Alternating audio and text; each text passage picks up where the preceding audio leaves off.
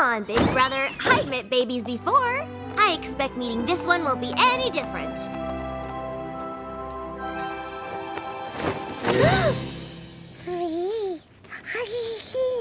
Of course, I could be wrong.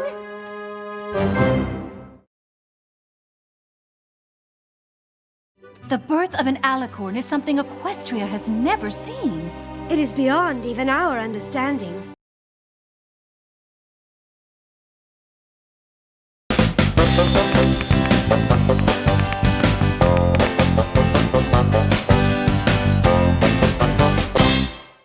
Moby, can you imagine moving to a different country? What would it be like living in a new place? How might you feel if you didn't speak the language? Today I'm reading Grandfather's Journey by Alan Say. The book is about his grandfather, who moved from Japan to America and back again.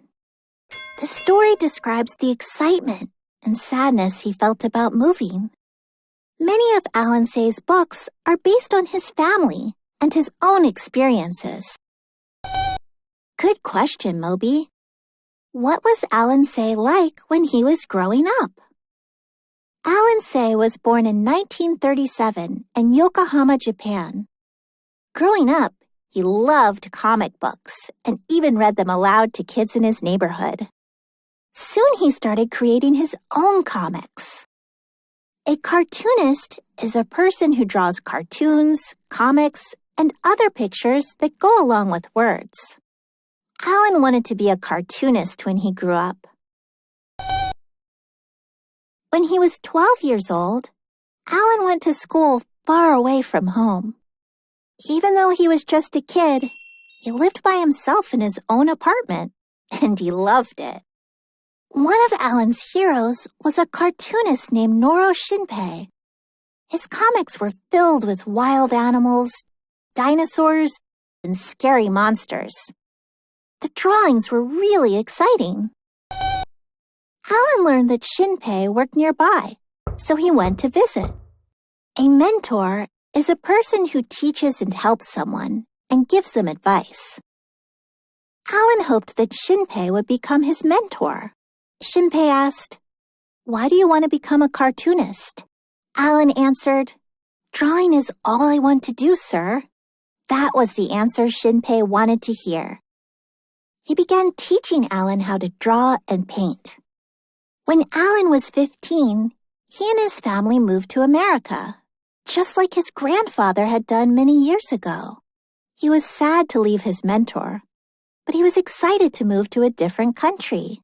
As an adult, Alan Say wrote books about characters who go through similar experiences. Good question, Moby. What does Alan Say write about? Some of his books are about people who move far away, just like he did. In Grandfather's Journey, a Japanese man visits America for the first time. He explores the country and meets different people. He loves his trip to America so much that he decides to move there. But as he got older, he started missing Japan, so he moves back. But after he moved, he started missing America. In Tea with Milk, the main character moves from America to Japan. She feels a little frustrated and sad because her new home is really different. But over time, she learns to love the new country. She starts combining parts of American and Japanese cultures together. And Erika-san, the main character, has dreamed of living in Japan ever since she was a little girl. When she gets older, she finally moves, but it's not what she expected. She starts exploring different parts of the country and finds a place that feels like home. You're right, Moby. These stories are similar to each other. The characters move to a new country and experience a different culture. At times, they feel happiness, sadness, and confusion. A theme is an idea or message that is explored in a piece of writing or artwork. The themes of these books are about how you can appreciate and be a part of two different cultures. You're right, Moby. These stories teach us about the experiences of people who've moved from different places. I can better understand how sad and exciting it was for them to move. I love learning from all the different characters in Alan Say's books. In Allison, the main character is adopted. And in The Favorite Daughter, a character has parents from two different countries. In Music for Alice and Home of the Brave, Alan Say writes about people who go through really tough experiences, like war. Kamashibai Man is one of my favorite books by Alan Say. It's about a man who travels around a Japanese village and uses his drawings to tell stories. But over time, the village grows and changes. Kids stop coming to the shows because they'd rather watch TV. The Kamashibai Man feels sad and frustrated, but he continues telling his stories. Then one day, a kid shows up and listens. Then more and more people come to his show and have a really good time. Some adults even remember listening to stories from the Kamashibai Man when they were young. I think the theme of this book is about how our world can change, but we can still remember and love things from the past. You're right, Moby. When Alan read comics to kids in his neighborhood, he was like the Kamashibai Man. It's really cool how he uses experiences from his own life in his books.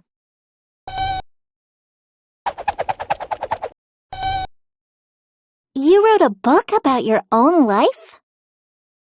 To beep or not to beep?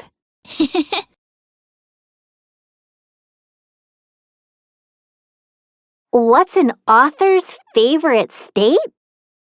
Pennsylvania.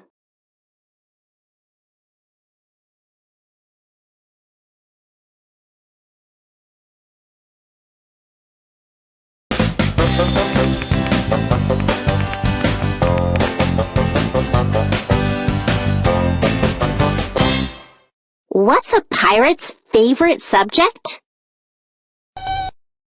Art. Today we're learning how the letter R changes the way vowels sound.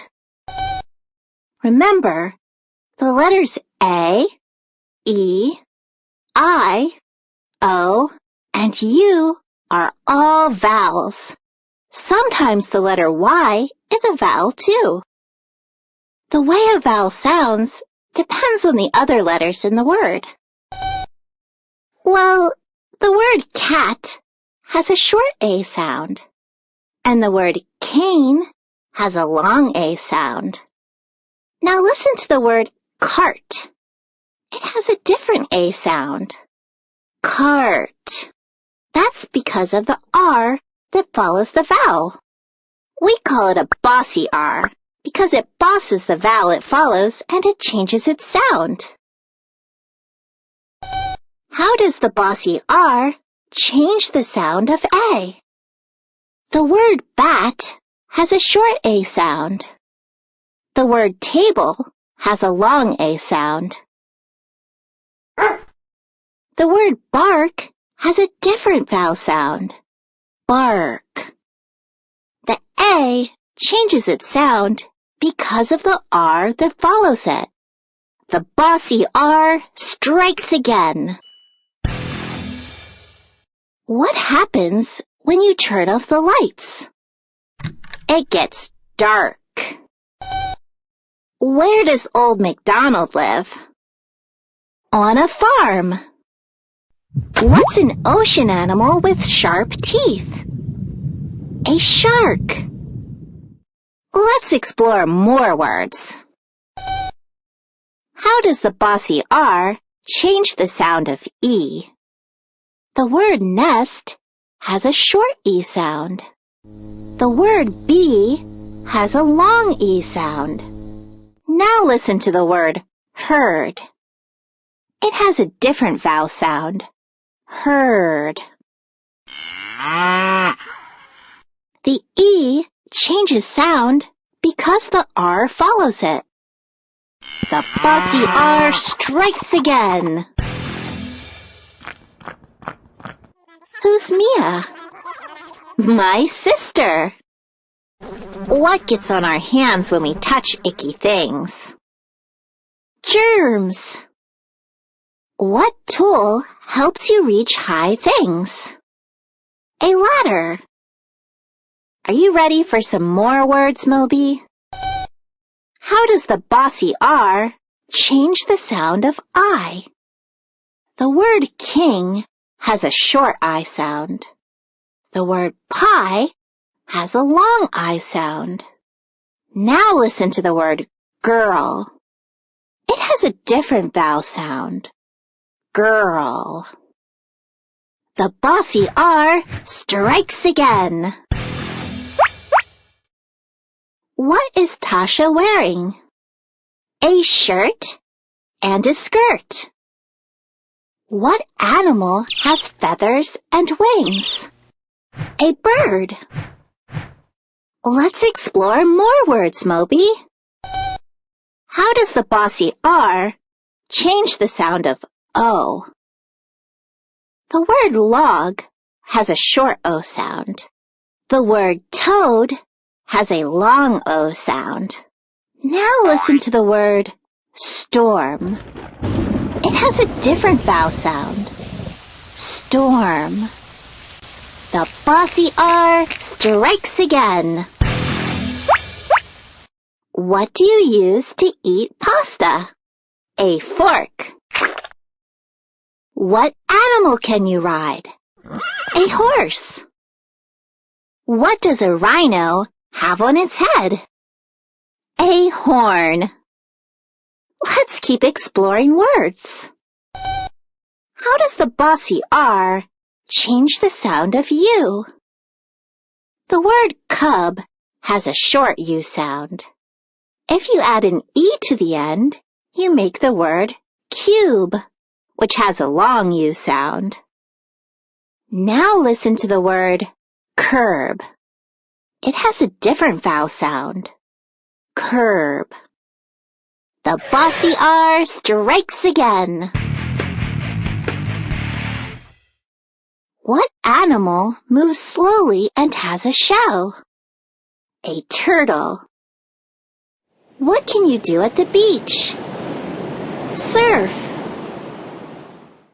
Who helps you when you're sick? A nurse. You're right, Moby. Some of these vowel sounds are alike. The words burn, dirt, and fern all have similar vowel sounds, even though they're spelled with different vowels. When you read, pay attention to each word and see if the letter R follows a vowel. That's a clue that the vowel sound might be different. The purple panther plays with yarn. Pronounce or say out loud the words in different ways and listen to what sounds right. Hey Moby, how do pirates celebrate birthdays? By throwing a party.